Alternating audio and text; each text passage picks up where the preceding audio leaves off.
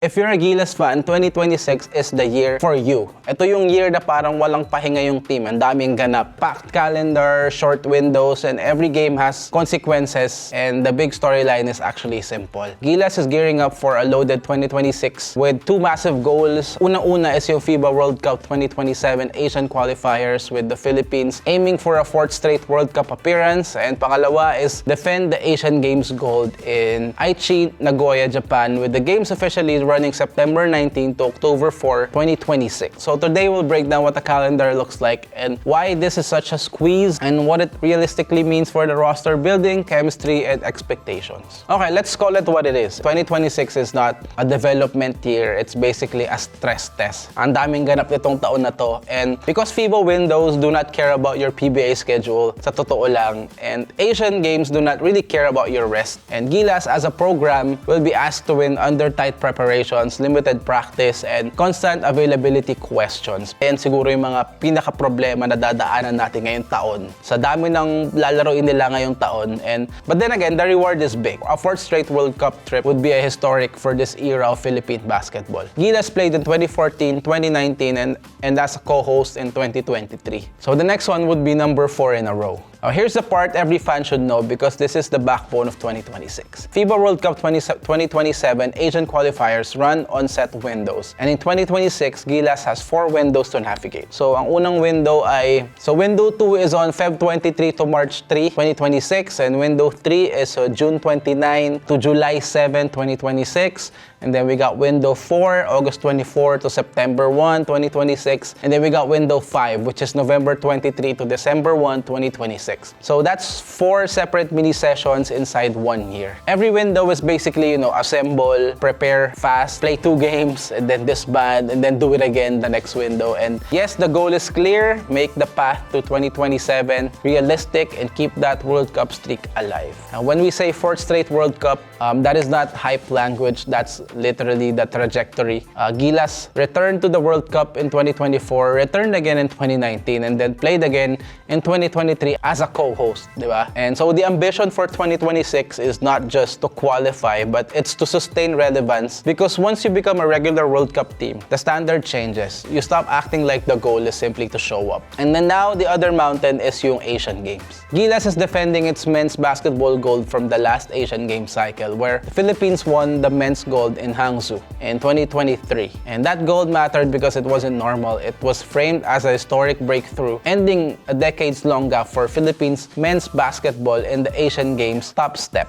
So now in 2026, you're not chasing, basically we are defending. And yung Aichi-Nagoya Asian Games schedule is officially from September 19 to October 4, 2026. Okay, sobrang importante doon kasi yung window na yan naglaland basically in the middle of the year. And it's also where Gilas is also dealing with, FIBA windows. Pero syempre, ito yung truth behind that. When you have a packed calendar like this, chemistry becomes a luxury. You can't build a deep system if you only get a few practices before each window. Most of the time, what wins in this situation is, defensive clarity, roles that make sense, late game structure, and lineups that already have natural chemistry. Yun naman talaga yung punto nitong Gilas team ni Coach Tim Cone, di ba? This is why you keep hearing the same theme in credible coverage. 2026 will be challenging because of scheduling demands, preparation, and the complexity of balancing tournaments. So if you're expecting beautiful basketball all year, as much as I would want that, maybe manage your expectations, but hopefully that's what we see. Kasi ngayon naman talaga yung purpose nitong Gilas program ni Coach Tim Cone. So dito natin masusubukan yung continuity talaga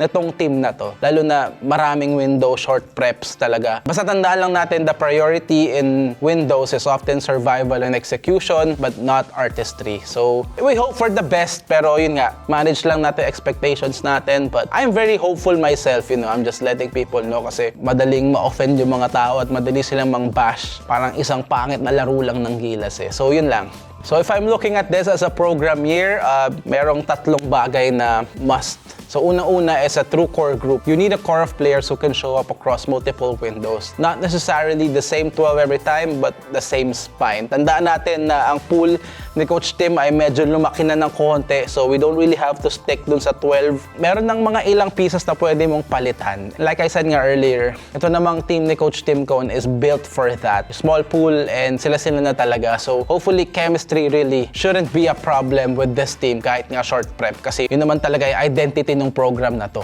I think no matter what happens, they're gonna be sticking into the Tim Cone system. And because hindi na ganun kalaki yung chemistry problems nila, ang time na lang nila talaga kailangan gawin dito is to be able to practice playing together again and get some reps up. And syempre, defense as the constant. If you don't have chemistry, defense is what keeps you alive. And because defense is about rules and effort, and you can install it faster than a complex offense. I honestly think they just need to play better defense, and the offense will come. And magiging mas solid na yung execution nila ng offense once they play better defense. Okay. Defending gold is different. No? You're no longer the cute story. You're now the team everyone circles. Di ka na yung underdog. Every opponent has extra motivation. Every scouting report is sharper, basically. Also, the Asian Games is not a FIBA window style tournament. It is a national pride tournament. Physical, emotional, and short. If you start slow, you can get punished immediately. So that's why preparation matters, even if it's limited. And it's why schedule coordination becomes critical.